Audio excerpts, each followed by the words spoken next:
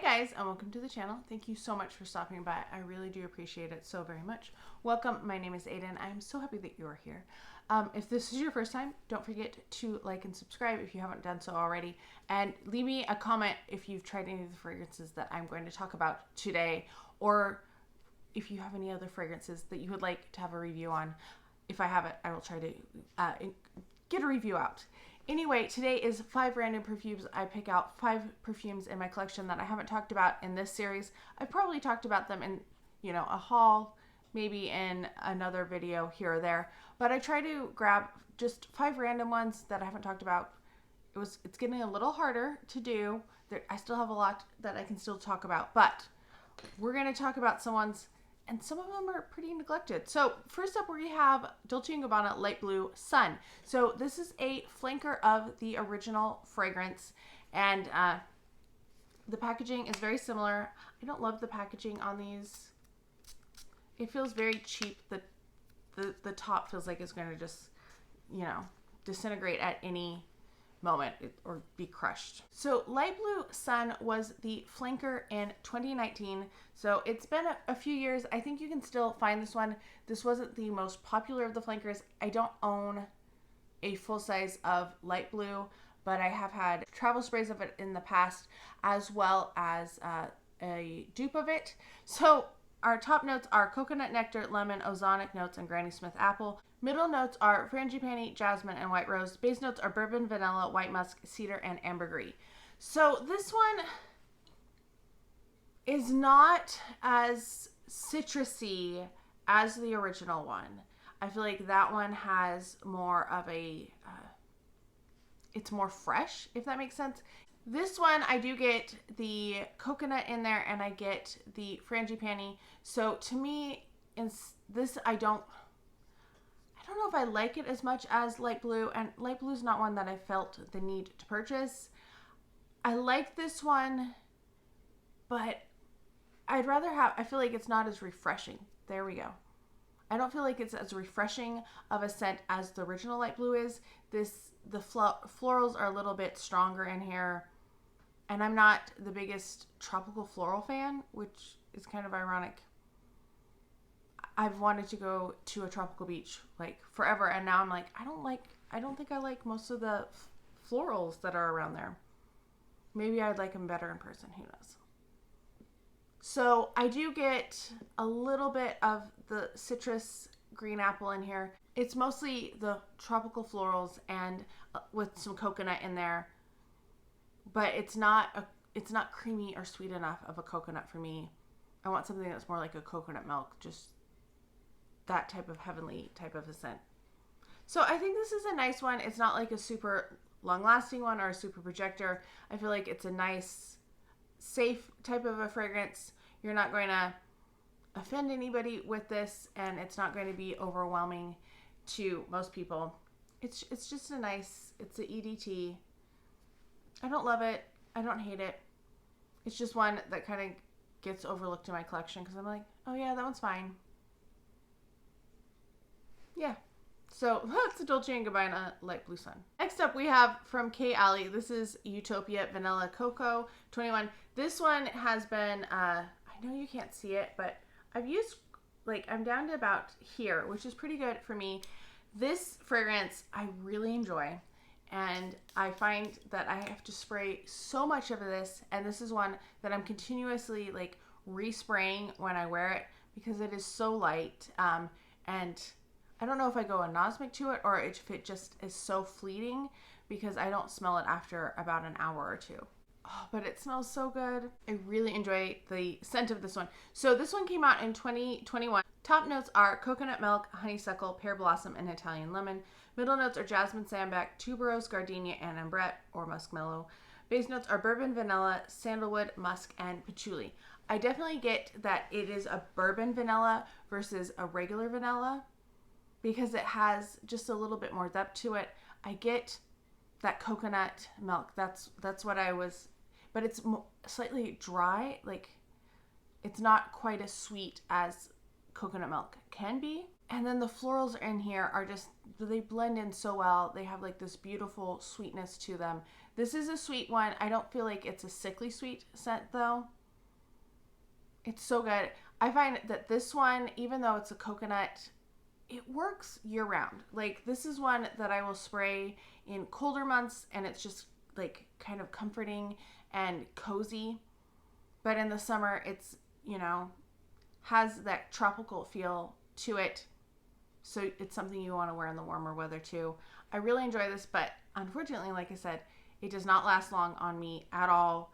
And I know somebody was doing another video on Kayali and they're like, well, do you spray enough? And I was like, you know, I spray at least 15 sprays when I'm doing this one. The other one that doesn't last long on me is the Juicy Apple. Same thing. 15 sprays, can't smell it after an hour, maybe 2 if I'm lucky. So I don't think it's that I don't spray enough. Like that's more than I think a lot of people do. And when you have a perfume, like this is not a cheap perfume. It's not, you know, if it was a Bath and Body Works, that's half the price, less than half the price, then yeah, that's different. But when you're paying over $100 for a bottle of perfume, I don't feel like I need to spray 30 sprays to get it to last a little bit of time. So that's my issue with this one. I love it otherwise, and it is one that I reach for time and time again. Next up is another one that I love. This is from Zara. This is a Mochi Atelier in Tokyo. This was my favorite of the fragrances that they put out in this line. Don't ask me what they're called because they put out collections constantly and it's impossible to keep up with. But this was their 2020 line. They had 4 of them. They had like a sweet pastry in Paris, Mochi Atelier in Cologne, book something in Lisbon, and then like one other one in London. I could look them up, but we're not here about those. We're here about this one. So this is one I actually have a second bottle of, and it doesn't look like there's a dent, but that is a good dent. Oh. I am obsessed with this fragrance, and I love wearing it so much. So this one came out in 2020. It has only 3 notes listed. It is pear, rice, and sandalwood. Top pear, middle rice, and base sandalwood. Oh, I love the pear. This is a great pear, but the rice does make it, I've never had mochi, but it gives it almost like a creaminess the rice brings in there, like a creamy powderiness, and it's just, it is so good. I love this one. This is one that I have, like I said, I bought a backup of it because it was on clearance at Zara, which was amazing. I was very excited about that, but it's so delicious. It's so good. I do spray this one quite a bit. It's okay on lasting maybe 3-4 hours, and then you want to top up again. But this one was like $25 to begin with, so $100 less than the other one, so I don't mind. And this one definitely lasts longer than Kayali. But this one, yes, I really enjoy this one. We got some good perfumes in this bunch. If you can find this one for not too much, I would definitely pick this up on Mercari or eBay or whatever, secondhand, because I think this one is worth it. It's so good. If you like pear, if you like kind of powdery, this is like a sweet powdery, and I'm not always the biggest powdery fan, but this one, I absolutely love it. All right, next up we have Sweet from Lolita Lempicka. This one is the reformulated one, and unfortunately I don't feel like these are as good as they were before the reformulation. I don't have the original of this one, but I do of So Sweet, and let me tell you, there's a definite difference between them. So this one came out originally in 2014. Your top notes are sour cherry and sugar. Middle notes are cacao, iris, and angelica. Base notes are musk and cashmere wood.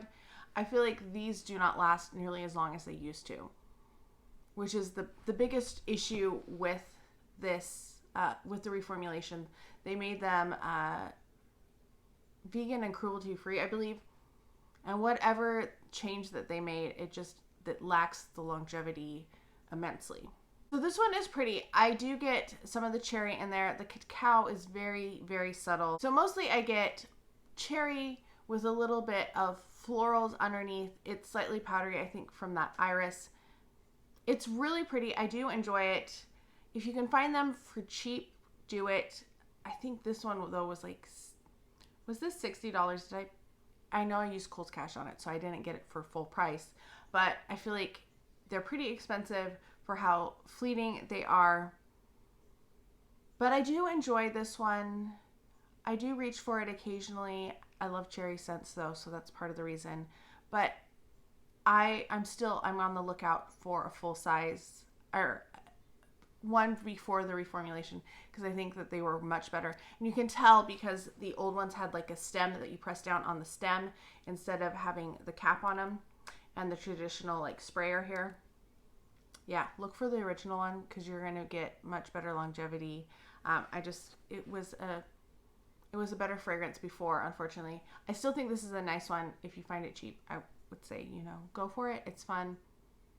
It's slightly fruity, but has enough of those other elements grounding it that it doesn't feel like an overly fruity type scent. It isn't a Nascada related fragrance. It's like, more sophisticated, I guess, or less fun, depending on how you want to look at it. My last fragrance is Bella Rosa by Oscar de la Renta. Now, with this one, I don't put the cap on it anymore because this and this want to stick together, and it took me forever to get this piece back out and back on the bottle so that it didn't pull it completely off. So be careful with that. That is a major design flaw in this packaging, which really is annoying because the bottle is so pretty. I really love the relief on it with the flowers. I love Bella Blanca. That's where I started with this collection. My mom bought it for herself because she just thought the bottle was pretty. And then, of course, she doesn't wear perfume, so I was wearing it and fell in love, and then had to get Bella Blanca. I need the newest one that's like in a black bottle or like a navy bottle. I haven't seen that anywhere, but that one I need to pick up eventually. So the notes on Bella Rosa, this is Oscar de la Renta, by the way. Did I say that? I don't remember. Top notes are pink pepper, freesia, and mandarin orange. Middle notes are pink rose, jasmine, and orris. Base notes are patchouli, amber, and sandalwood. So I definitely get the rose in here, and I'm getting the mandarin orange in here a little bit as well.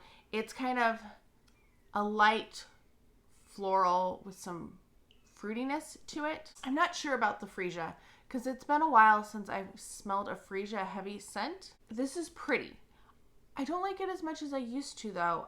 This was one that when I got it, I was just like, I was in love, and I wore it quite a bit, and then, I got 200 more fragrances or something.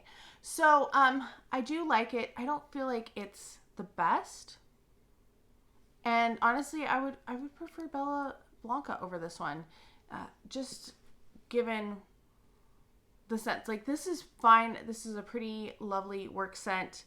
But I feel like there's been some other ones that are in a similar vein that just are more effervescent, I guess is the best way to say it. Because this is pretty. I don't really get the orris in here. Like, that's usually a powdery, buttery type of a note. And I don't really get that. I'm getting, that pink pepper, the mandarin, the rose. Those are the fragrance notes that I'm really getting. But the patchouli is not standing out either, so that's also good. It's pretty. It's a pretty fragrance. It's okay. I don't feel like it's an outstanding fragrance though, and it's not one that I think you have to have in your collection. Like, the ones that I would really recommend are Mochi Atelier, Kayali Utopia. I love those fragrances. I really enjoy Sweet because it's just different, and this one's just okay. This is kind of just an okay fragrance. All right, so let me know if you have any of these fragrances, what your thoughts and opinions are on these fragrances. I hope that this was helpful. I just like bringing out fragrances and kind of looking at them again and talking about them. So let me know how you are doing as well. I hope you're all having a fantastic day. Thank you so much for stopping by, and I can't wait to talk to you next time. Bye.